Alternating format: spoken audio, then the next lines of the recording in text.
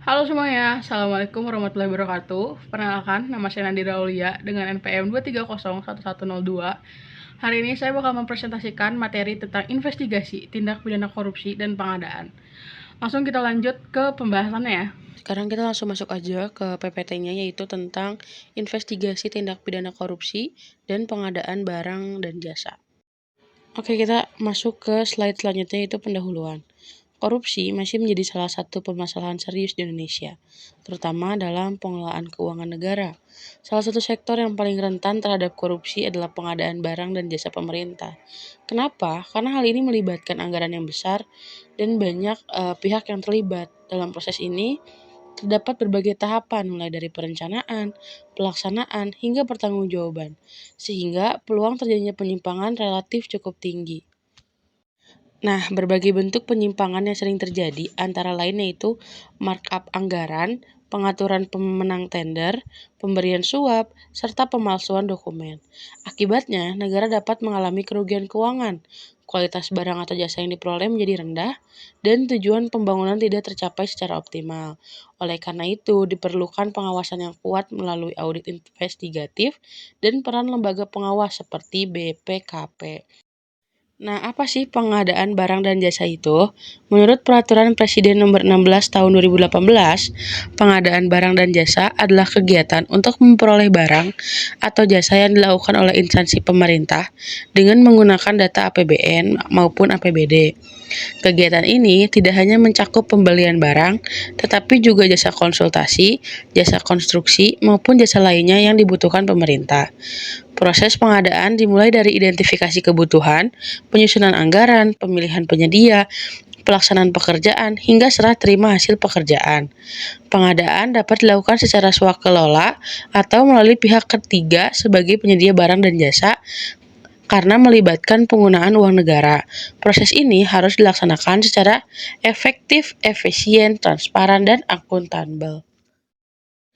Selanjutnya kita masuk ke tujuan pengadaan barang dan jasa. Tujuan pertama adalah menghasilkan barang dan jasa yang sesuai kebutuhan pemerintah, baik dari segi kualitas, kuantitas, waktu, maupun biaya. Tujuan kedua adalah meningkatkan penggunaan produk dalam negeri sehingga mampu memperkuat industri nasional dan mengurangi ketergantungan terhadap produk impor.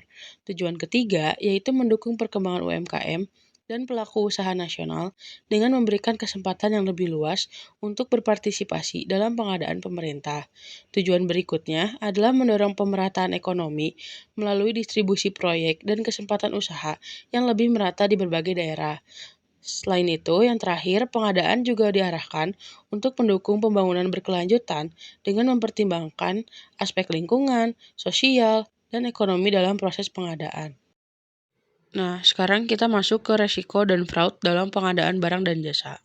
Dalam pelaksanaannya, pengadaan barang dan jasa memiliki berbagai resiko.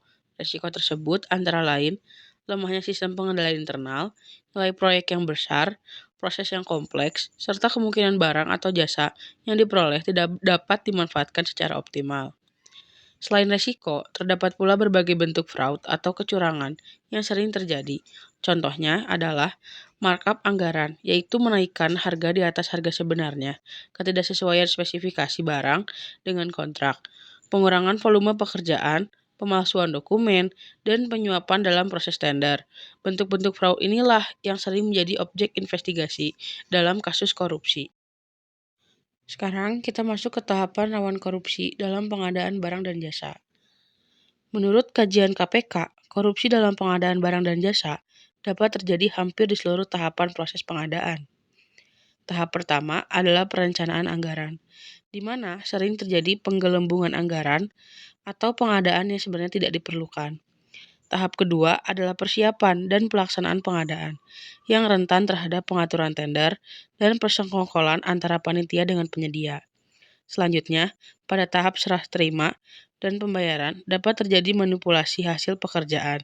Sedangkan pada tahap pengawasan dan pertanggungjawaban sering ditemukan laporan yang tidak sesuai dengan kondisi sebenarnya. Oleh karena itu, setiap tahapan memerlukan pengawasan yang sangat ketat. Nah, apa sih peran BPKP dalam investigasi korupsi? BPKP atau Badan Pengawasan Keuangan dan Pembangunan memiliki peran yang sangat penting dalam mendukung akuntabilitas pengelolaan keuangan negara. Salah satu tugasnya adalah melakukan audit investigatif terhadap dugaan penyimpangan yang berpotensi merugikan negara. Selain melakukan audit, BPKP juga bertugas menghitung kerugian keuangan negara yang timbul akibat tindak pidana korupsi. Hasil audit tersebut dapat digunakan sebagai alat pendukung dalam proses hukum. PPKP juga dapat memberikan keterangan ahli kepada aparat penegak hukum seperti KPK, kepolisian, dan kejaksaan. Di sisi lain, BPKP tidak hanya berperan dalam penindakan, tetapi juga pencegahan melalui pembinaan sistem penilaian internal, sosialisasi anti korupsi, dan pemberian rekomendasi perbaikan tata kelola pemerintahan. Selanjutnya, ada audit investigatif dan perhitungan kerugian negara. Audit investigatif merupakan pemeriksaan khusus yang dilakukan untuk mencari, mengumpulkan, dan menganalisis bukti terkait dugaan korupsi atau penyimpangan. Berbeda dengan audit biasa, audit investigatif lebih berfokus pada pembuktian adanya kecurangan serta identifikasi pihak yang bertanggung jawab. Selain audit investigatif, BPKP juga melaksanakan audit perhitungan kerugian keuangan negara atau PKKN. Audit ini bertujuan menentukan jumlah kerugian yang ditimbulkan akibat suatu tindak pidana korupsi. Hasil audit tersebut sangat penting karena dapat menjadi dasar bagi aparat penegak hukum dalam proses penyelidikan maupun persidangan. Next ada Fraud Control Plan atau FCP.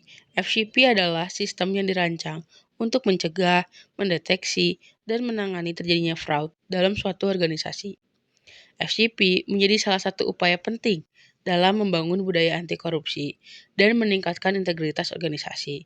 Penerapan FCP mencakup berbagai langkah seperti penyusunan kebijakan anti fraud, penilaian resiko kecurangan, penerapan whistleblowing system, dan sistem pelaporan pelanggaran, perlindungan terhadap pelapor, serta prosedur investigasi yang jelas. Dengan adanya FCP, organisasi dapat memperkuat pengendalian internal dan mengurangi peluang terjadinya penyimpangan. Nah, sekarang kita masuk ke pengumpulan bukti secara elektronik. Seiring perkembangan teknologi, banyak aktivitas pemerintahan yang kini dilakukan secara digital. Oleh karena itu, bukti dalam investigasi korupsi tidak hanya berupa dokumen fisik, tetapi juga dapat berupa email, data transaksi elektronik, file komputer, dan berbagai data digital lainnya. Untuk memastikan bukti tersebut dapat digunakan secara sah, diperlukan teknik komputer forensik. Teknik ini digunakan untuk mengumpulkan, mengamankan, dan menganalisis data elektronik tanpa merusak keaslian data. Jika diperoleh melalui prosedur yang benar, bukti elektronik dapat menjadi alat bukti yang sah dalam proses penyidikan maupun persidangan kasus korupsi. Nah, sekarang kita masuk ke contoh kasus korupsi dan pengadaan barang dan jasa di Indonesia. Kasus pertama adalah korupsi proyek IKTP yang merupakan salah satu kasus korupsi terbesar di Indonesia. Proyek ini memiliki nilai anggaran sekitar 5,9 triliun rupiah dan menyebabkan kerugian negara sekitar 2,3 triliun rupiah. Kasus ini melibatkan berbagai pihak dari unsur pemerintah maupun swasta yang diduga melakukan persekongkolan dalam proyek pengadaan. Kasus IKTP menunjukkan bagaimana korupsi dapat menyebabkan kerugian negara dalam jumlah yang sangat besar. Selanjutnya, ada kasus Hambalang atau proyek Hambalang yang berkaitan dengan pembangunan pusat pendidikan dan pelatihan olahraga nasional. Dalam kasus ini, negara mengalami kerugian sekitar 706 miliar rupiah. Penyimpangan dalam proses pengadaan dan pelaksanaan proyek menyebabkan pembangunan tidak berjalan sesuai rencana. Kasus Hambalang menjadi contoh bahwa lemahnya pengawasan dan penyalahgunaan wewenang dapat mengakibatkan kegagalan proyek serta kerugian negara yang besar. Sebagai penutup, dapat disimpulkan bahwa pengadaan barang dan jasa merupakan sektor yang sangat penting, tetapi juga memiliki resiko korupsi yang tinggi. Oleh karena itu, diperlukan sistem pengawasan yang kuat, audit investigatif yang efektif, serta peran aktif BPKP dalam mengungkap dan mencegah terjadinya penyimpangan. Selain itu, penerapan fraud control plan, penguatan penilaian internal, dan pemanfaatan teknologi dalam pengumpulan bukti elektronik menjadi langkah penting untuk menciptakan tata kelola pemerintah yang transparan, akuntabel, dan bebas dari korupsi. Saya Nadira Aulia, terima kasih atas perhatiannya. Mohon maaf bila ada salah kata. Wabillahi taufiq wal hidayah. Assalamualaikum warahmatullahi wabarakatuh.